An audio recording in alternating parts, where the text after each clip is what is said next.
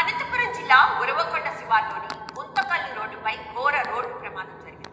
విద్యుత్ శాఖ విజిలెన్స్ అధికారుల వాహనాన్ని ఎదురుగా వచ్చి బలంగా ఢీకొట్టారు. ఈ లగేజ్ వైసీపీ నేతలపై మంత్రి అచ్చెన్నాయుడు ఆగ్రహం వ్యక్తం చేశారు. అమరావతిలో అడుగుపెట్టే అర్హత నీకెక్కడిదని ప్రశ్నించారు. వైసీపీ నేతలకు సిగ్గులేదంటూ ఘాటు వ్యాఖ్యలు చేశారు.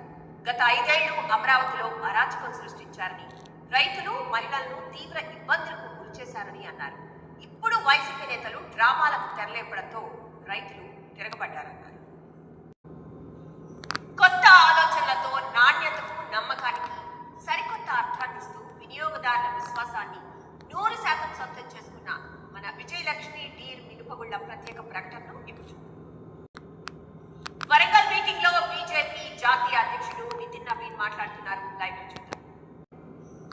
బీజేపీ జాతీయ అధ్యక్షుడు నితిన్ నవీన్ పర్యటనతో తెలంగాణ బీజేపీ నేతలు బిజీ అయ్యారు. గ్రేటర్ హైదరాబాద్ తో పాటు వచ్చే అసెంబ్లీ ఎన్నికలే లక్ష్యంగా నాయకులకు దిశానిర్దేశం చేశారు బీజేపీ చీఫ్. రేపు మధిరలో జరగాల్సిన రైతు ఆశీర్వాద సభ వేదిక మారింది. ఖమ్మం జిల్లాలో భారీ వర్షాల నేపథ్యంలో రైతు ఆశీర్వాద సభను హైదరాబాద్ లో సర్వే ప్రక్రియ కొనసాగుతోంది. డూప్లికేట్ ఓట్లతో పాటు చనిపోయిన వారి ఓట్లను తొలగించడం, కొత్త ఓటర్ల నమోదు, వివరాల సవరణ ఈ సర్వే ముఖ్య లక్ష్యం. జూలై 24 వరకు కొత్త ఆలోచనలతో నాణ్యతకు నమ్మకానికి సరికొత్త అర్థాన్నిస్తూ వినియోగదారుల విశ్వాసాన్ని 100% సొంతం చేసుకున్న మన విజయలక్ష్మి డీర్ మినుపగుళ్ల ప్రత్యేక ప్రకటనను ఇప్పుడు చూద్దాం. దేశంలోనే అతి పెద్ద పారిశ్రామిక ప్రమాదం సిగాచి పేరు. భోపాల్ గ్యాస్ దుర్ఘటన తర్వాత ఆ స్థాయి ప్రమాదం ఇదే. ఏకంగా 54 మంది మృత్యువాత పడ్డారు. సంవత్సరం గడిచింది. ఈ మృతుల కుటుంబాల పరిస్థితి ఏంటి? క్షతగాత్రుల పరిస్థితి ఎలా ఉంది? అందులో పనిచేసే కార్మికుల పరిస్థితి ఏంటి? 2025 జూన్ 30న ఉదయం 9 గంటల సమయంలో సంగారెడ్డి జిల్లా పటాన్చెరు మండలం పాసమైలారం పారిశ్రామిక ప్రాంతం సందడిగా మారింది.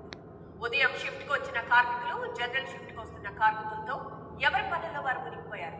అయితే ఒక్కసారిగా భారీ విస్ఫోటనం. క్షణాల్లో అత్యంత వేగంగా అగ్నికిలలు నిబంధనల ప్రకారమే కంపెనీ నడిపాం కాబట్టి ప్రభుత్వమే మిగతా మొత్తాన్ని ఇవ్వాలని డిమాండ్ చేస్తోంది సిగాచి యాజమాన్యం.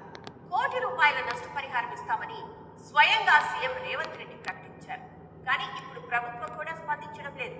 దీంతో మృతుల కుటుంబాలకు ₹1 కోటి నష్టపరిహారం లేదు. ఇటు క్షతగాత్రులను పట్టించుకునే నాథుడే లేడు. క్షతగాత్రులకు పూర్తి స్థాయి వైద్యం అందే వరకు మాదే బాధ్యత అని కంపెనీ ప్రకటించింది. ప్రమాదం జరిగినప్పుడు మాత్రమే అటు ప్రభుత్వం ఇటు కంపెనీ కాస్త పట్టించుకుంది. ఇప్పుడు పట్టించుకునే నాథుడే లేడు.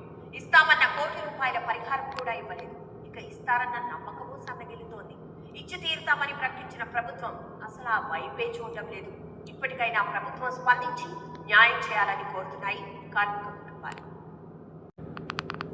పంజాబ్ లో పవిత్ర గురు గ్రంథ్ సాహిబ్ కు సంబంధించిన చట్టం వివాదంగా మారింది. సిక్కుల అత్యున్నత ధార్మిక సంస్థ అకాల్ తఖ్త్ జోక్యం చేసుకోవడంతో రాష్ట్ర ప్రభుత్వం వెనక్కి తగ్గింది. సిక్కు మత విశ్వాసాలకు అనుగుణంగా చట్టంలో మార్పులు చేయాలని అకాల్ తఖ్త్ ప్రధాని మోదీ సీషెల్స్ పర్యటన విజయవంతంగా ముగిసింది. హిందూ మహాసముద్ర ప్రాంతంలో భారత్ వ్యూహాత్మక భాగస్వామ్యాన్ని మరింత బలోపేతం చేయడానికి ఈ పర్యటన దోహదపడింది. 3 రోజుల పర్యటనలో భాగంగా ద్వైపాక్షిక సంబంధాలకు కొత్త ఊపించేలా ఇప్పటి వరకు ప్రపంచం ఊహించింది దాన్ని భారత్ నిజం చేసి చూపించింది. ప్రపంచంలో ఏ దేశం చేయని సాహసాన్ని భారత్ చేసింది. ప్రపంచ దేశాలు గ్రీన్ హైడ్రోజన్ తయారీకి భారీగా విద్యుత్తును వినియోగిస్తూ ఉంటే భారత్ మాత్రం సరికొత్త మార్గాన్ని ఎంచుకుంది.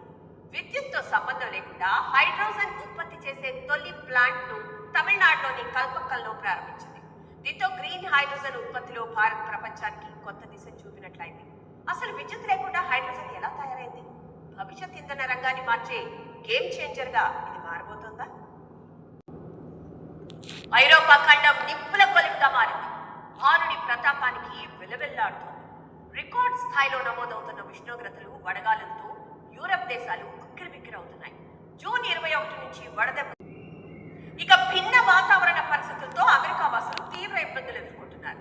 ఓవైపు కార్చిచ్చు, మరోవైపు వరదలకు విలవిల్లాడుతున్నారు.